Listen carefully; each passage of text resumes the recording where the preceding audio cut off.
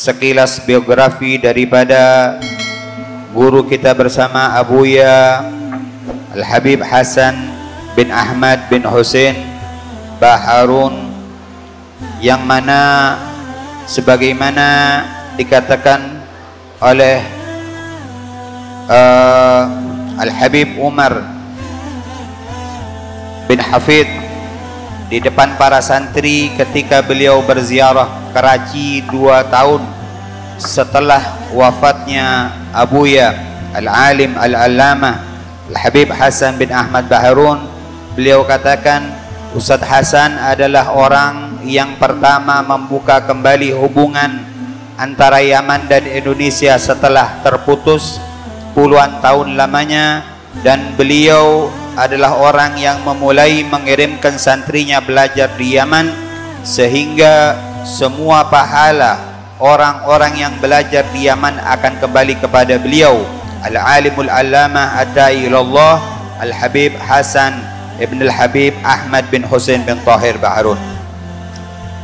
Al-Habib Hasan bin Ahmad Baharun, beliau dilahirkan di kota Sumeneb tanggal 11 Juni tahun 1934 dan merupakan putra pertama dari 5 bersaudara dari Al-Habib Ahmad bin Husain dengan Al-Jaddah Fatmah binti Ahmad Bakhabazi.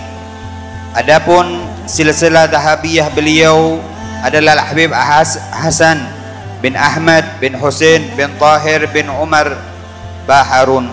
Sejak kecil kedisiplinan dan kesederhanaan telah ditanamkan oleh kedua orang tua beliau, sehingga menghantarkan beliau menjadi sosok pribadi yang mempunyai akhlak dan sifat yang terpuji.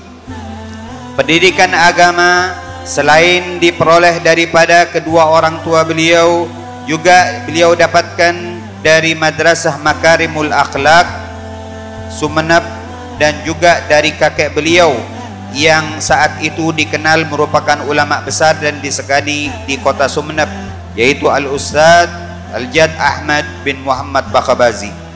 Setelah kakeknya meninggal dunia, beliau menimba ilmu dari paman-paman beliau, yaitu Ustadz Uthman, Ustadz Umar, dan luar biasa semangat belajar daripada Abuya Al-Habib Hasan bin Ahmad Baharun sejak kecil. Beliau dikenal rajin dan ulet. Bahkan apabila masuk bulan Ramadan, beliau belajar semalam suntuk, mulai sehabis tadarus sampai menjelang subuh. Beliau belajar dan mendalami ilmu agama, khususnya ilmu fikih, dan beliau juga menjadi murid kesayangan daripada Al-Faqih Al-Habib Umar Ba'agil Surabaya. Di samping pendidikan agama beliau, juga beliau menuntut ilmu umum dari mulai SR atau kalau sekarang SD, dan juga sampai PGA 6 tahun, dan hanya sampai kelas 4 karena beliau melanjutkan pendidikan beliau ke Semea di Surabaya. Dan semasa beliau senang berorganisasi, baik remaja masjid ataupun organisasi yang lain. Setelah beliau menampatkan sekolah beliau melanjutkan dan mengikuti ayahnya ke Masa Lembu untuk berdakwah dan membawa barang dagangan. Keluarga Al-Ustadz Hasan di saat itu dikenal ramah dan gampang, ringan tangan untuk membantu.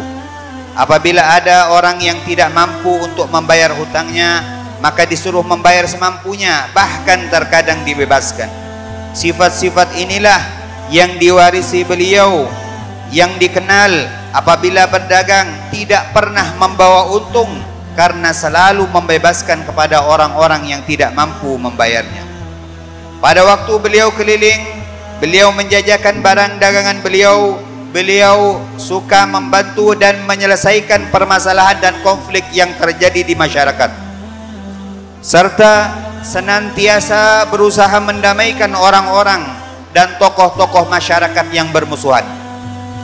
Pada tahun 1966 beliau merantau ke Pontianak berdakwah, keluar masuk daripada satu desa ke desa yang lainnya, melewati hutan yang penuh dengan lumpur dan rawa, tapi semuanya dihadapi beliau dengan kesabaran dan ketabahan, dan semua itu tidak dianggapnya sebagai rintangan. Dengan penuh kearifan dan kebijaksanaan dikenalkannya dakwah Islam kepada orang-orang yang masih awam tentang Islam. Dan alhamdulillah dakwah beliau yang beliau lakukan mendapat sambutan yang cukup baik dari masyarakat maupun tokoh-tokoh yang lainnya. Di setiap daerah yang beliau masuki untuk berdakwah, beliau selalu bersiraturrahmi terlebih dahulu kepada tokoh masyarakat dan ulama ataupun kiai setempat untuk memberitahu sekaligus meminta izin di dalam berdakwah di daerah tersebut, sehingga budi pekerti, akhlak beliau dan sifat terpuji beliau itulah yang menjadikan banyak simpati dan dukungan di dalam dakwah beliau. Pada saat beliau melakukan dakwah, beliau senantiasa membawa peralatan pengeras suara atau loudspeaker yang saat itu di Pontianak masih menjadi barang yang langka, sehingga tidak ada tujuan lain daripada beliau adalah agar orang yang punya hajat atau tuan rumah itu tidak repot-repot untuk mencari loudspeaker tersebut.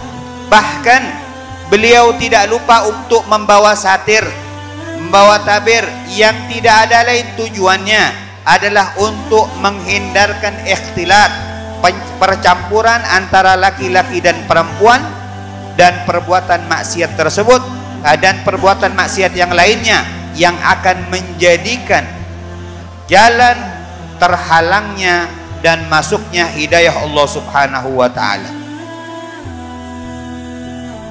Beliau berdagang tidak ada lain adalah untuk memenuhi kebutuhan beliau yang dijadikan sarana juga pendekatan di dalam dakwah beliau. Kedermawanan beliau dan belas kasih beliau kepada orang yang tidak mampu menyebabkan barang dagangannya tidak pernah berkembang, karena keuntungannya diberikan kepada masyarakat yang tidak mampu, serta membebaskan orang yang tidak mampu untuk membayarnya.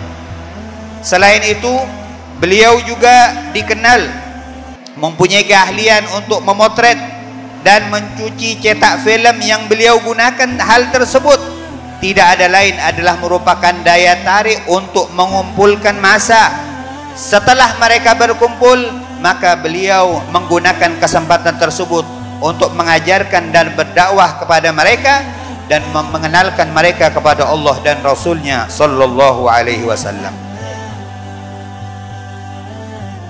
Sekitar tahun 1970